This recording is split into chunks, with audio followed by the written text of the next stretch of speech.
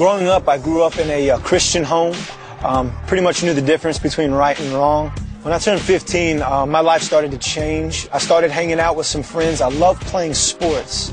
And I started hanging out with some guys that played sports, but that didn't grow up the way I grew up. We were sitting on the front porch, and my friend took out a joint. And he lit up the joint, and he smoked it, and he said, "You want to get high?"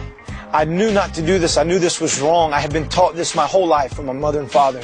However, the peer pressure and the acceptance, I wanted to be accepted so bad, I couldn't say no. So I gave in and I got high. I began to smoke weed and marijuana, but it wasn't enough. It led to other things like cocaine. And after cocaine, I started using crystal meth. And then after crystal meth, I began to use ecstasy, Percocets and Xanax, all kinds of prescription pills. I began to dabble in all these drugs. However, I found my true love, which was crack cocaine. And crack cocaine became my drug of choice. I was truly lost. I had no sense of direction. I had no sense of purpose. My whole life was fueled by doing drugs and drinking and partying. I really wanted a change in my life because I knew everything was falling apart. I thought by joining the military, it would be the most honorable thing to do. Was to get out of the environment that I was in. You see, I was in this town that was surrounded by all my old friends and all my old buddies. In my mind, if I could get in the military and go abroad elsewhere, then I can start my life over. I can rebuild my life. When the orders came out, I was stationed at Jacksonville, North Carolina for 4 years, which was my very hometown, the town that I was trying to escape. I was around my old friends, and cocaine came back into the picture. In the Marine Corps, I had crossed this line. You got to understand something. I was the local boy. I knew where all the drugs were. I knew where I could get stuff for other Marines. So I set up a little drug ring, and I'd sell heroin, crack, crystal meth, ecstasy to other Marines, take that money and supply my own habit. And in the result, I would have other Marines that would take urinalysis tests for me so I wouldn't get caught. Then one night, my drill instructor gave me a surprise urinalysis test. They took me into custody right then. My first sergeant pretty much said after he'd read the rights, he looked at me and he said, "Thornton, I don't know how you're alive today." He said, "We have found so much cocaine in your system, you should be clinically dead." At that time, they apprehended me and they took me into the mental asylum on Camp Lejeune because they thought I was suicidal, that I had so much in my system that I was trying to kill myself. After 3 weeks, I played the game. I told the doctors what they wanted to hear because I wasn't done yet. I wanted to go deeper.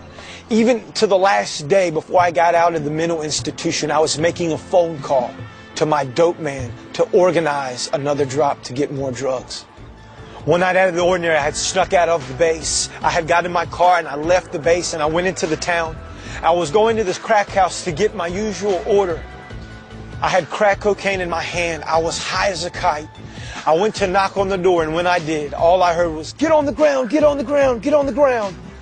Agents had come out of the bushes. The house was being surveillanced by DEA, by drug enforcement, law enforcement, all over the place. They took me into custody, battered down the door, and took about 7 of us to jail that night in a drug raid.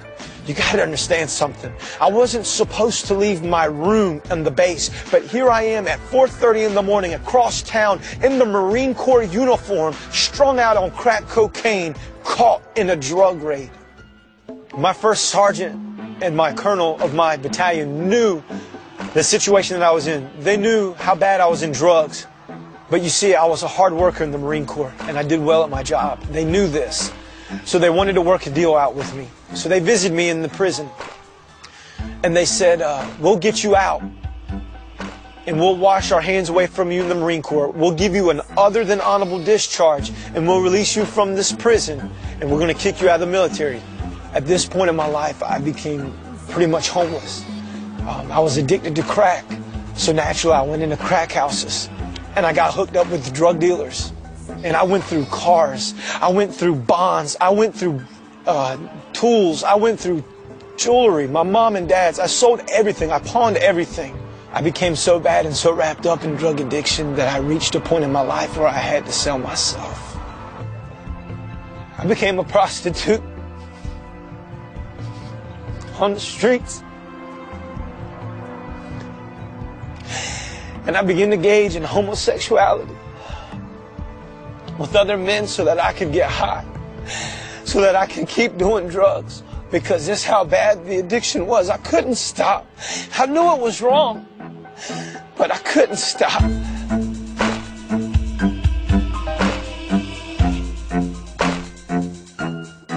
This went on. I said, I got to get out of this life. I was staying with a drug dealer at this time. And I said, if I could rob him, if I can take his money and his drugs, then maybe I can get out of town and I can start over. So one night I waited for him to fall asleep. He fell asleep. I robbed him and I left. As I was leaving the town, I made a stop somewhere and pulled over. And what I didn't know is this guy woke up and he found me.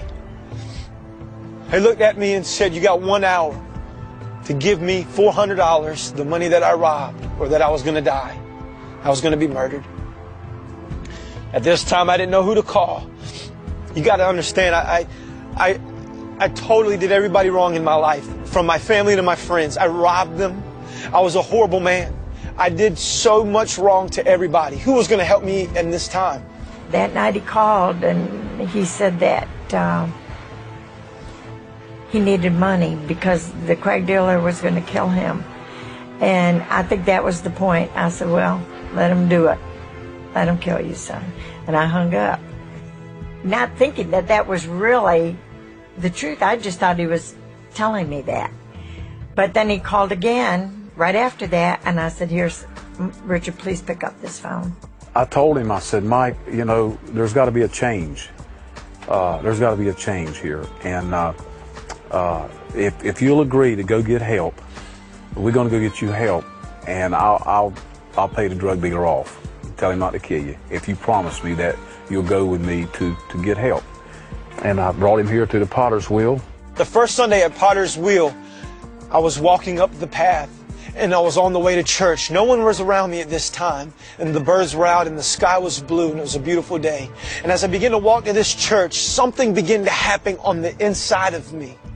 I began to remember all the things that I did in my life.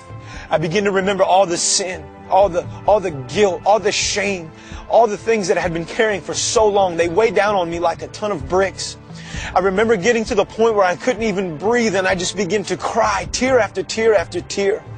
It was at that moment that I looked up to heaven and I said, God, if you are real, I want you to answer me. I want you to fix my life. I want you in my life. If you are real, save me right here and right now.